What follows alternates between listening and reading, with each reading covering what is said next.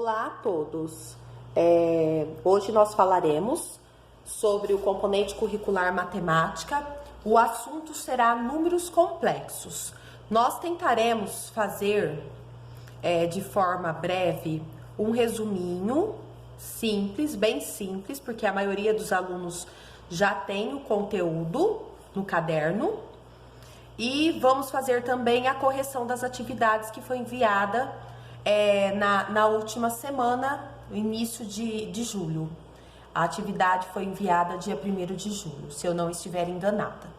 Então, tem alguns exercícios que nós precisamos corrigir, tá? Então, o primeiro deles era para achar uma raiz, mas antes disso, a gente vai falar um pouquinho sobre os números complexos. Então, os números complexos, eles surgiram com a necessidade que tínhamos de representar uma raiz de índice par com um número negativo.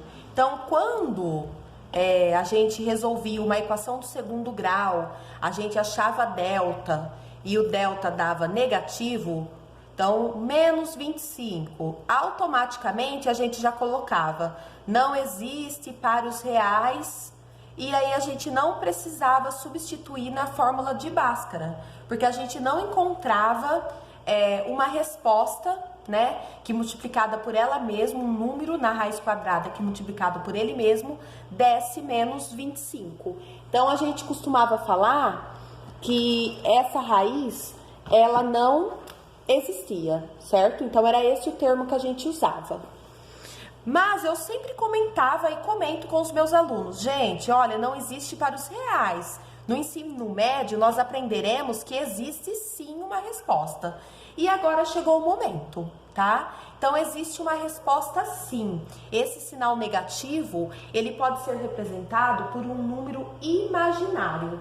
Então, lá no conjunto dos números complexos, se vocês quiserem acompanhar também a teoria no livro didático que vocês receberam no começo do ano, da terceira série do ensino médio, está no capítulo 7 esse conteúdo. Lá explica certinho, tá? O passo a passo. Aqui eu vou tentar passar de forma mais resumida, mas o número complexo, ele tem uma forma algébrica de existir, tá? Então, ele tem uma forma algébrica para ser representado.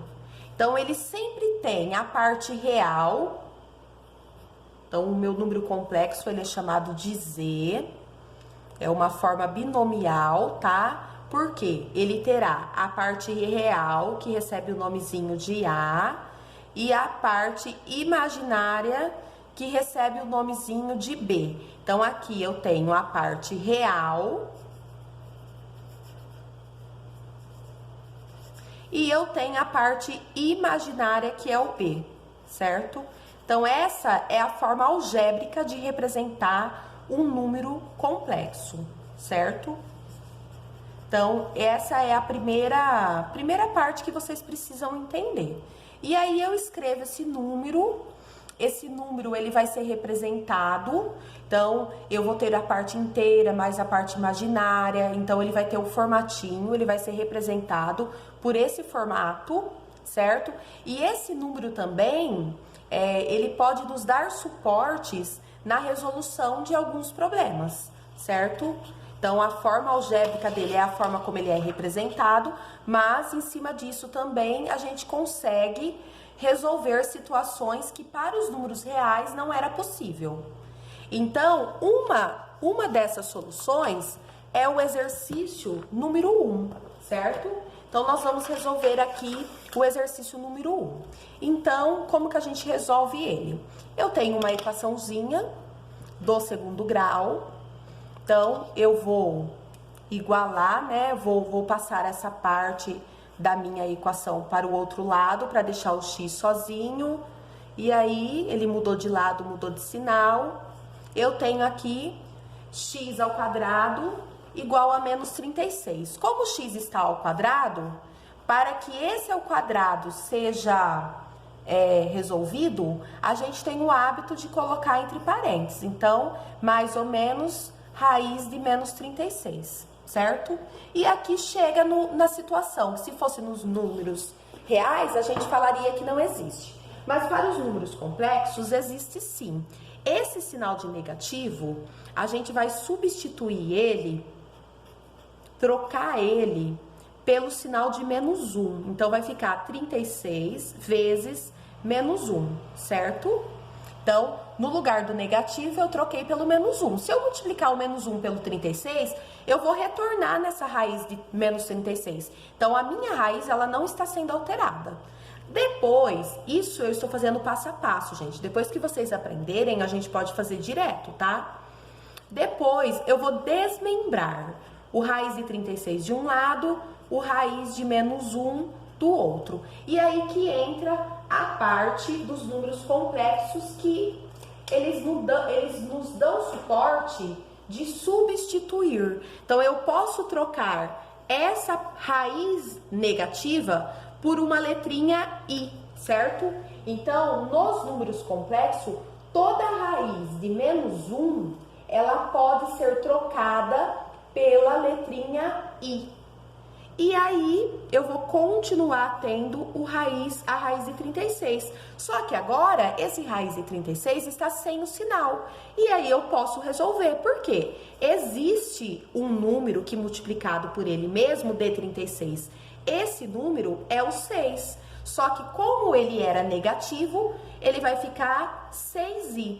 A resposta é 6i? Não. Eu tenho mais e eu tenho menos. Então, a resposta é mais 6i e menos 6i, certo? Se vocês procurarem na alternativa, a resposta correta é a alternativa A, que é onde eu tenho, a ordem tá trocada, mas eu tenho o menos 6 e o mais 6i.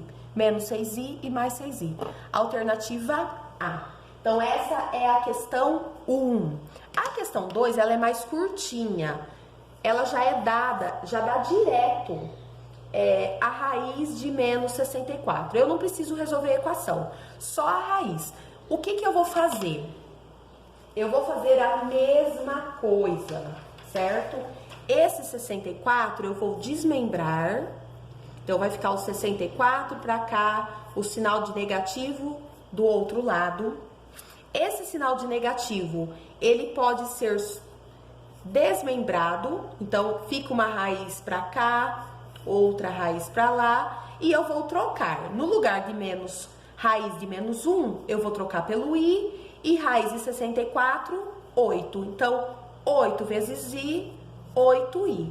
E a alternativa que representa o 8i é a alternativa B. Então, aqui, ó, fizemos o exercício 1 e o exercício 2, certo? Agora nós iremos para o exercício 3. Aqui nós já havíamos falado da forma algébrica, nós vamos usar essa forma algébrica para fazer o exercício 3, tá certo? Então, o exercício 3 eu vou até deixar aqui, vou aproveitar esse espaço para a gente começar o exercício 3. Então, a gente precisa, determine a parte real, chamada de RE, e a parte imaginária, IM, de cada número complexo abaixo. Então, eu tenho aqui, ó, o A. Eu tenho Z, Z1, igual a 2 mais 3i, certo? Então, eu quero a parte real, que vai ser RE, e a imaginária, IM, desse item A. Então, quem é a parte real? É o número, o termo independente aqui, eu não sei se a gente pode usar essa nomenclatura, mas ele está só, né? Então, ele não tem nenhuma letra acompanhando ele. Esse número recebe o nome de RE, certo? Então, aqui o meu RE, 2.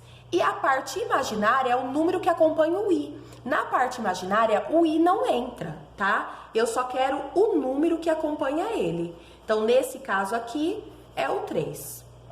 Item B. Vamos para o B. No B, eu tenho Z2 igual a 1 menos o I, certo? Então, vamos lá. Parte real. Parte real é um número que não tem nenhuma letra acompanhando ele. No caso aqui, 1. Parte imaginária. Eu tenho alguma letra, algum número, desculpa, acompanhando a letra? Não. Mas lembra aquela parte da matemática que quando não tem nada é 1? Então aqui, ó, o número que acompanha o i é o menos 1. Então ele é meu termo, meu número da parte imaginária, certo? Agora nós iremos para C, usando a mesma ideia. No item C, eu tenho Z3 igual a menos 4. Isso na C, gente. Então, a minha parte real, certo? A minha parte real será o menos 4. E a minha parte imaginária, gente? Qual será a minha parte imaginária nesse caso? Então, a minha parte imaginária nesse caso é 0. Eu não tenho um número que acompanha o i, certo? Então, a parte imaginária é 0.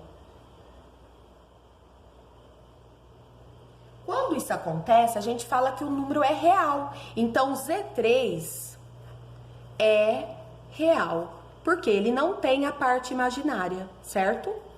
Agora vamos para a D, desculpa. O item D é o Z4. Olha, o meu Z ficou feio, desculpa. Z4, que feinho. Igual a 9i. Aqui é o contrário, gente. Foi dada a parte imaginária e não foi dada a parte real. Pode acontecer? Pode. A minha parte real é igual a 0, a minha parte imaginária é igual a 9. Quando isso acontece, a gente fala que esse número é um número imaginário puro, certo? Imaginário puro. E aí, a gente termina o exercício 3. Agora nós iremos para o exercício 4. No exercício 4,